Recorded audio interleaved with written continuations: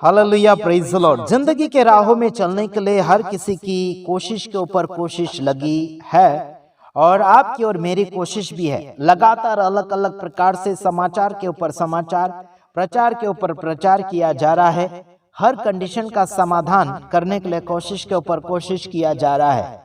आनंद के ऊपर आनंद मनाया जा रहा है, लेकिन उसके साथ में अलग अलग प्रकार का समझौता भी करते चले जा रहे हैं। हमें अच्छी बातों के साथ और अच्छे व्यवहार के साथ हमें आनंद मनाना चाहिए। व्यर्थ बातों में आनंद बिल्कुल नहीं मनाना चाहिए। आइए हम देखते कुछ वचनों के द्वारा जो लोग आज खुदी हुई मूर्ति के सामने आनंद मनाते चले जा रहे हैं, जिसका कोई इतिहास बाइबल के साथ मेलजोल नहीं होता है, उसके साथ लोगों ने आनंद मनाया। हम उसका विरोध नहीं करते। किसका विरोध नहीं करते?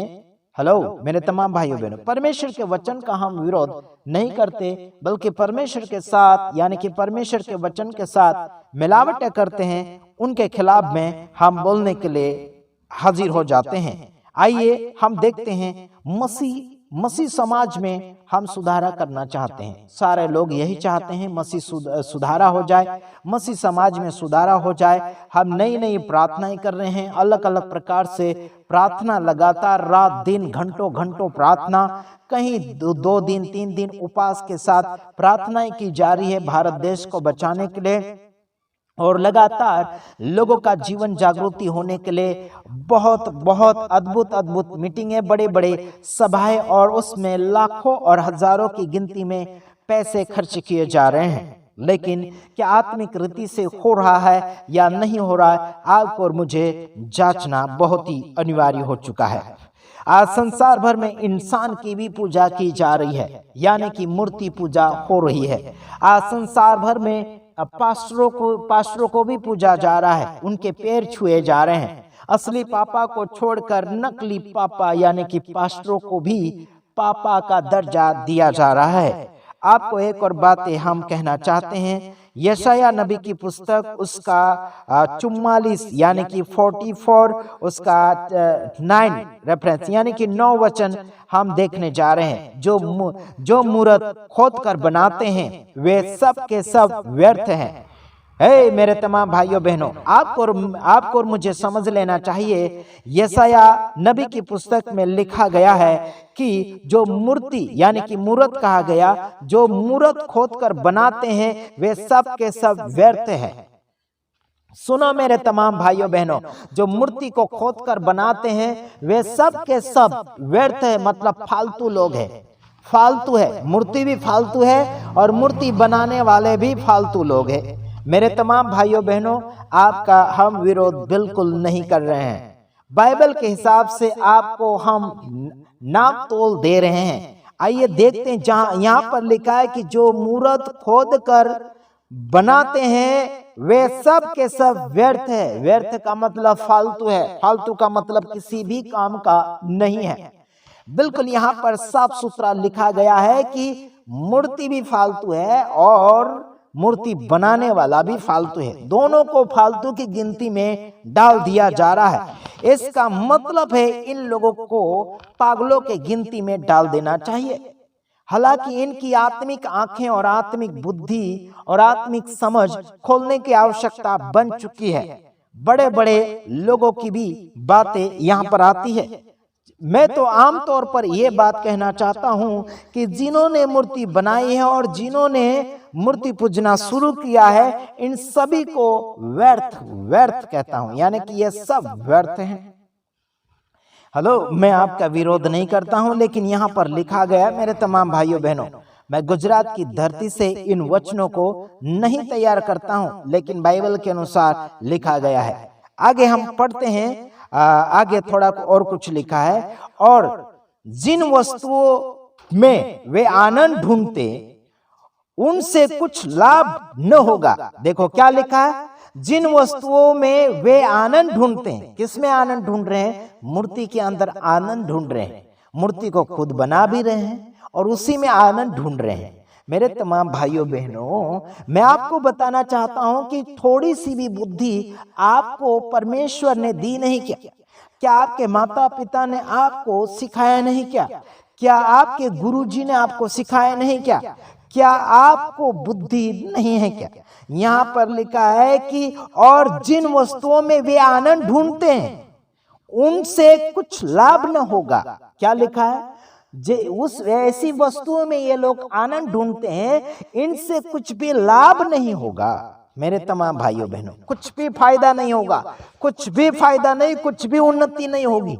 चाहे कोई भी हो गया, लोग कौन से भी धर्म के होंगे, कोई भी श्रद्धा के लोग होंगे, उन सभी के ऊपर ये बातें जा रही है। मेरे तमाम भाइयों बहनों, आपको समझ लेना चाहिए, आपको जान लेना चाहिए, आपको आगे की ओर सही मार्गदर्शन में बढ़ना चाहिए। जितनी भी जिंदगी आपकी और मेरी बची है, आपकी और मेरी जिंदगी को, आपकी और मेरी बुद्धि को, आपकी और मेरी समझ को साफ सुथरा रीति से इस्तेमाल करते हुए आगे की ओर बढ़ते चले जाना चाहिए। चलिए और अगली कड़ी में हम बढ़ रहे हैं। हाँ, उसके साक्षी मतलब उसके भागीदार है ना, भागीदारी, गवाही दे रहे हैं, उसके गवाही भी देते हैं और उसके भागीदार भी हो रहे हैं। यहां लिखा उसके साक्षी, न तो आप कुछ देखते और न कुछ जानते हैं, इसलिए उनको लज्जित होना पड़ेगा। क्या लिखा यहां पर है? उसके साक्षी, न तो आप कुछ देखते और न कुछ जानते हैं, इसलिए उनको लज्जित होना पड़ेगा। क्या कहा गया मेरे भाइयों बहनों? लज्जित होना पड़ेगा। साक्षी दे रहे ना, साक्षी दे रहे उसके सामने खड़ा होकर, या फिर उसमें भागीदार हो रहे हैं, ऐसों को बहुत लज्जित होना पड़ेगा, शर्मिंदा होना पड़ेगा, बेइज्जत होना पड़ेगा। खाली खोखला होकर, नीचे सिर झुकाकर, शर्मिंदा होकर अपने आप को झुका देना पड़ेगा। मेरे तमाम भाइयों बहनों, क्या लग रहा है, क्या समझ रहे हैं?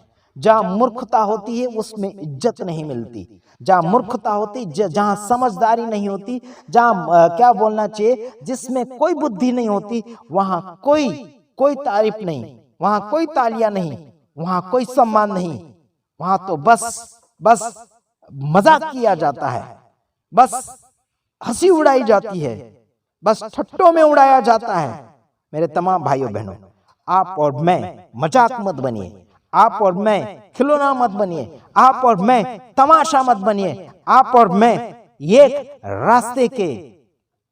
रास्ते के चींटी के समान मत बन जाइए। कोई भी पैर रखकर कुचल डालता है, कोई भी पैर रखकर उसे मार डालता है, उसकी मौत कभी भी आ जाती है। हमारी मौत अच्छी होना चाहिए। मेरे तमाम भाइयों बहनों, आपकी और मेरी मौत अच्छी होना चाहिए। ऐसे लावारिस क्या बोलना चाहिए, लावारिस जानवरों के समान नहीं, लावारिस कीड़ी मकोड़ों के समान नहीं, लावारिस कुत्तों और सूरों के समान नहीं, बल्कि इज्जतदार अगर जिएंगे, इज्जतदारी से आपकी मौत होना चाहिए। मेरे तमाम भाइयों बहनों, आपको समझ में आ गया होगा तो इस वीडियो को आप लगातार फैलाते चले जाएंगे और अधिक जानकारी के लिए आप हमें फोन कर सकते हैं। प्रभु आप सबको आशीष करे, यही हम दुआएं आप सभी के लिए कर रहे हैं और हम यही इतनी उम्मीद रखते हैं कि प्रभु आप सबके साथ रहेगा और हमेशा रहेगा और आपको हम जरूर परमेश्वर के वचन के साथ और लगातार लिपटाना चाहते हैं और लगातार क्या बोलना चाहिए, चिपकाना चाहते हैं, पकड़ाना चाहते हैं, परमेश्वर के वचन के साथ प्यार और मोहब्बत करवाना चाहते हैं, उस वचन के साथ आपको मोहित करवाना चाहते हैं, उस वचन के साथ आपको और भी करीब ले जाना चाहते हैं। लेकिन कचरपट्टा ज्यादा हो रहा है। यीशु मसीह का नकली क्रूस ये भी तो मूर्ति है, यीशु मसीह का नकली फोटो ये भी तो मूर्ति है, अलग अलग प्रकार के परंपरा रीति रिवाज ये भी मूर्ति पूजा से आए गए हैं, बनावटें हैं। यीशु मसीह ने कोई भी प्रकार का परंपरा रीति रिवाज करने के लिए अभी के सेवक सेविका को इजाजत या फिर आज्ञा नहीं दिया गया है। परमेश्वर के नाम में, यीशु मसीह के नाम में, पिता पुत्र पवित्र आत्मा के नाम में शिष्य बनाने के लिए आगे आपको और मुझे बढ़ना चाहिए और लोगों को मजबूत बनाना चाहिए। आपके और मेरे चेले नहीं बल्कि यीशु मसीह के चेले आप तैयार करो। मेरे तमाम भाइयों बहनों, आपके खुद के चेले मत बनाओ, किसी और संस्था के चेले मत बनाओ, बल्कि आपको यीशु मसीह के चेले तैयार करना है बाइबल के वचन के द्वारा। प्रभु आप सबके साथ है, दुआ है हमारी। गॉड ब्लेस यू, आमीन।